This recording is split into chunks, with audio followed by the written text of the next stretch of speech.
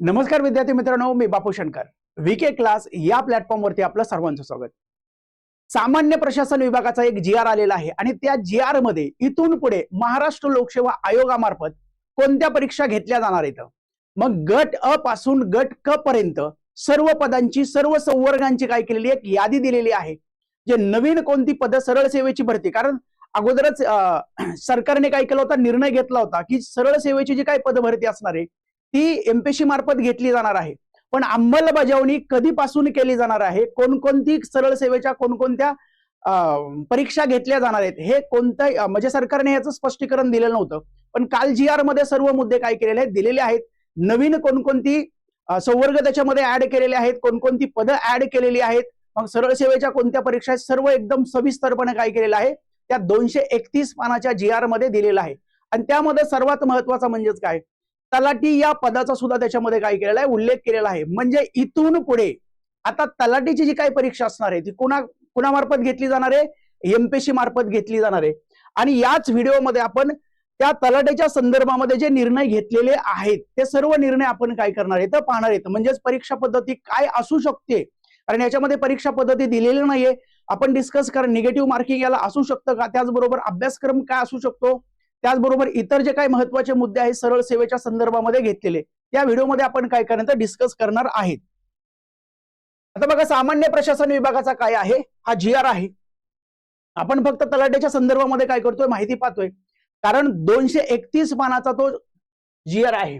आता हा जो जीआर आहे हा जीआर आपल्याला या वेबसाईट वरती, या संकेतस्थळावरती काय जर कुणाला पाहायचा असेल तर या संकेतस्थळावरती तो उपलब्ध आहे, तुम्ही डाउनलोड करू शकता आणि तो 231 पानाचा जीआर पाहू शकता. आता बघा याच्यामध्ये काय सांगितलेलं आहे, 2024 ला काय केला होता, निर्णय घेतला होता. कोणता निर्णय घेतला होता, ज्या सरळ सेवेच्या परीक्षा आहेत त्या महाराष्ट्र लोकसेवा आयोगाकडून काय केल्या जातील, घेतल्या जातील.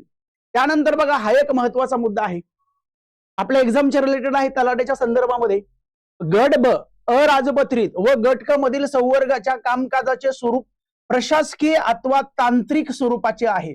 भरती प्रक्रिया एक समान व कार्यक्षम होण्यासाठी गट ब म्हणजे अराजपत्रित व गट क संवर्गाच्या कर्तव्य जबाबदाऱ्या विचारात घेऊन, आता या ठिकाणी हा मुद्दा महत्वाचा आहे, प्रशासकीय स्वरूपाचे कामकाज असलेल्या 252 संवर्गाचे 17 गट तयार केलेले आहेत. 252 संवर्गाचे किती गट तयार केलेले आहेत, 17 गट तयार करण्यात आलेले आहेत. याबाबतचा तपशील परिशिष्ट 28 ते 44 मध्ये नमूद केलेला आहे. 28 ते आता परिशिष्टामध्ये काय दिलेलं आहे, कोणकोणती पदं भरली जाणार आहेत. परिशिष्टामध्ये काय, आता हे जे काय प्रशासकीय कामकाजाचं स्वरूप आहे तर याच्यामध्ये 28 ते 44 हे जे काय परिशिष्ट आहेत याच्यामध्ये काय केलं, वेगवेगळ्या पदांची वेगवेगळ्या संवर्गांची काय केलेले तर नावं दिलेली आहेत. आपल्यासाठी हाच महत्वाचा आहे, हे तुम्हाला परिशिष्ट पाहायला मिळतात. आता भरपूर परिशिष्ट या ठिकाणी दिलेली आहेत, पण आपण तलाठी या पदाविषयी काय करतोय माहिती पाहतोय. त्याच्यामध्ये बघा इथे काय म्हटलेलं 28 ते 44 याच्यामधला 33 क्रमांकाचा परिशिष्ट जर आपण पाहिला तर हा कशाच्या संदर्भामध्ये आहे, ग्राम महसूल अधिकाऱ्याच्या संदर्भामध्ये आहे. ग्राम महसूल अधिकारी म्हणजेच तलाठी. हे तलाट्याचं काय आहे, नवीन नाव आहे. तलाट्याचं काय आहे, नवीन नाव आहे. म्हणजे जुनं नाव काय होतं, तलाठी होतं. नवीन नाव काय आहे, ग्राम महसूल अधिकारी आहे. म्हणजे तलाट्याची परीक्षा, तलाट्याची पोस्ट भरताना आयोग ग्राम महसूल अधिकारी या नावाने काय करणार आहे, घेणार आहे. म्हणजे याच्यामध्ये बघा एमपीसीचा जो काही जीआर काढलेला आहे त्याच्यामध्ये ग्राम महसूल अधिकाऱ्याचा काय केलेला आहे, उल्लेख केलेला आहे. त्यानंतर बघा कोणत्या परीक्षांसाठी हा लागू असणार आहे, कोणत्या परीक्षा घेतल्या जाणार आहेत. त्याचबरोबर या जीआर मधून म्हणजे एमपीसी अंतर्गत कोणत्या परीक्षा घेतल्या जाणार नाहीत, एक आपण काय केलेली ते स्लाइड ऍड केलेली आहे. बघा हे जे काही सेवा प्रवेश नियम व परीक्षा योजनेमध्ये करण्यात आलेल्या सुधारणा आहेत या शासन निर्णय दिनांकापासून सरळ सेवेने उमेदवारांची निवड करताना सदर तरतुदी लागू राहतील. ज्या संवर्गातील पद म्हणजेच काय, इथून पुढे म्हणजे जाहिरात, याच्या अगोदर ज्या एमपीसीच्या जाहिराती आलेल्या आहेत त्यांना हा जीआर लागू नसणार आहे. पण जीआर कुणाला लागू असणार आहे, इथून पुढे ज्या काही एमपीसी मार्फत जाहिराती निघतील तर त्या सर्व जाहिरातींना हा नियम लागू असणार आहे, म्हणजे हा जीआर लागू असणार आहे. याच्या अगोदर आतापर्यंत या वर्षी ज्या काही जाहिराती आलेल्या आहेत त्या जाहिरातींना हा जीआर लागू नसणार आहे. म्हणजे याच्यानंतर ज्या काही जाहिराती येणार आहेत त्या जाहिरातींना काय होणार आहे, हा जीआर लागू असणार आहे. याच्यामध्ये आणखी एक मुद्दा सांगितलेला आहे, महाराष्ट्र लोकसेवा आयोगा व्यतिरिक्त स्वातंत्र्य शासकीय यंत्रणेमार्फत भरती करण्यात येणाऱ्या संवर्गांना वरील परिच्छेद क्रमांक 1 मध्ये नमूद सुधारणा लागू होणार नाहीत. म्हणजे या ज्या काही सुधारणा केलेल्या आहेत, या ज्या सुधारणा केलेल्या आहेत, या सुधारणा ज्या काही महाराष्ट्र लोकसेवा आयोगात व्यतिरिक्त स्वातंत्र्य शासकीय यंत्रणेमार्फत ज्या काही भरती केल्या जातात तर त्यांना हा लागू होणार नाहीये. म्हणजे त्या ज्या काही परीक्षा आहेत या एमपीएससी अंतर्गत घेतल्या जाणार नाही, ती त्याच यंत्रणेमार्फत घेतल्या जाणार. मग याच्यामध्ये काय आहे, पवित्र पोर्टल मार्फत शिक्षक भरती, म्हणजे शिक्षक भरती एमपीएससी मार्फत घेतली जाणार आहे का? घेतली जाणार नाहीये. पोलीस भरती बोर्डद्वारे पोलीस भरती जी आहे ही सुद्धा एमपीएससी मार्फत घेतली जाणार नाही, ही स्वातंत्र्य यंत्रणेमार्फत काय केली जाणार आहे, घेतली जाणार आहे. त्यानंतर बघा, हा सर्वात महत्वाचा मुद्दा आहे आणि हा मुद्दा वाचल्यानंतर लक्षात ठेवायचं, तयारीला लगेच लागा. कारण या ठिकाणी काय सांगितलेलं आहे, कारण प्रोसेस खूप फास्ट झालेली आहे. कारण सरकार काय करतंय, निर्णय घेते, प्रोसेस फास्ट झालेली आहे. इथे काय म्हटलेलं बघा, प्रशासकीय विभागांनी करावयाची कारवाई. जे प्रशासकीय विभाग आहे त्यांना कोणती कारवाई करायची? प्रशासकीय विभागांनी सदर संवर्गांची बिंदू नामावली अद्ययावत करून मागणी पत्र पाठवण्याची जी कार्यवाही आहे हे फक्त 1 महिन्यात पूर्ण करायची आहे. किती महिन्यात पूर्ण करायची? फक्त 1 महिन्यामध्ये मागणी पत्रांची काय करायची, 1 महिन्यात कार्यवाही पूर्ण करायची आहे. म्हणजे आगामी काळामध्ये तुम्हाला लवकरच जाहिरात पाहायला मिळू शकते. कारण मागणी पत्र 1 महिन्यामध्ये मागणी पत्र पाठवण्याची कार्यवाही काय करायची आहे, पूर्ण करायची आहे. हे संपूर्ण जे काही स्लाइड आपण पाहतोय हे GR मधले पाहतोय. कोणते पाहतोय? GR मधले पाहतोय.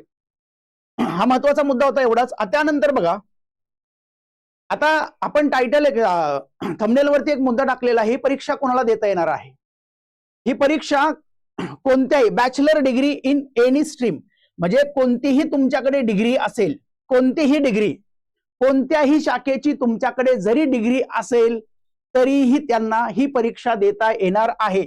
तुमच्याकडे पदवी असायला हवी आहे, डिग्री असायला हवी आहे. ठीक आहे. मग याच्यामध्ये बघा आणखी एक मुद्दा आहे, याच्यामध्ये एक्सपिरियन्स, त्याचबरोबर ऍडिशनल स्किल, त्याचबरोबर प्रोफेशनल क्वालिफिकेशन नॉट रिक्वायर्ड, म्हणजे अशा प्रकारचं कोणतीही रिक्वायरमेंट केलेलं, म्हणजे तुम्हाला कोणताही अनुभव किंवा तुमच्याकडे कोणतेही कौशल्य असण्याची आवश्यकता नाही, फक्त तुमची डिग्री कंप्लीट होणं आवश्यक आहे.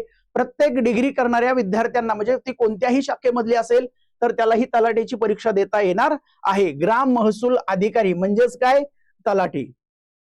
त्यानंतर बघा, आता हे विद्यार्थ्यांचे प्रश्न असतात, हे विद्यार्थ्यांचे प्रश्न आपण या ठिकाणी काय केलेत, घेतलेले आहेत. कारण साहजिकच हे विद्यार्थ्यांना काय होतात, प्रश्न पडतात. मग याच्यामध्ये आता एमपीएससी परीक्षा घेणार आहे, मग अभ्यासक्रम काय असू शकतो, त्यानंतर याला निगेटिव्ह मार्किंग असू शकतं का? अगोदर तलाट्याला निगेटिव्ह मार्किंग नव्हतं, मग आता निगेटिव्ह मार्किंग असेल का?